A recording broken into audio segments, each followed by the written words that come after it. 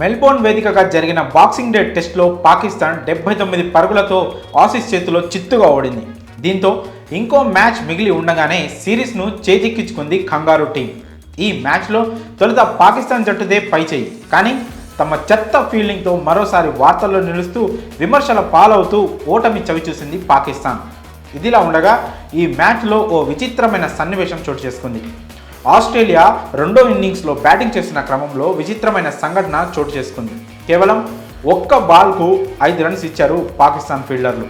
అయితే అది no ball అనుకుంటే మీరు పొడబడినట్లే. అది నో బాల్ కాదు. అలా అని బౌండరీ పోలేదు. మరెలా 5 రన్స్ వచ్చాయి? అసలేం జరిగిందంటే, ఆసీస్ రెండో ఇన్నింగ్స్లో భాగంగా క్రీజ్లో Pat Cummins, wicket keeper Alex Carey ఉన్నారు. ఈ క్రమంలో పాక్ బౌలర్ జమాల్ వేసిన ఓ బాల్ను కమిన్స్ షాట్ ఆడాడు.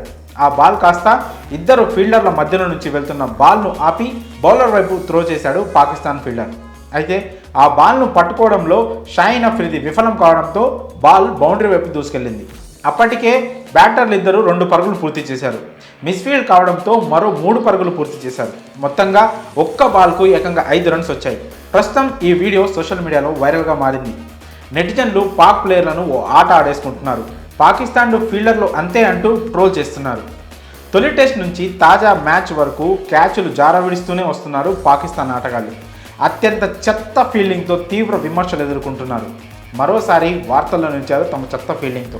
ఒక్క బాల్కు 5 పరుగులు ఇవ్వడం ఏంటి స్వామి, అది విడిచిపెట్టినా బౌండరీ వెళ్ళి 4 పరుగులు వచ్చేవి కదా అంటూ హేళన చేస్తున్నారు. ఒక్క బాల్కి 5 రన్స్ ఇస్తారా? ఏమిరా బాలరాజు, దేశానికి ఏమిరా మీ వల్ల ఉపయోగం అంటూ కామెంట్ చేస్తున్నారు నెటిజన్లు.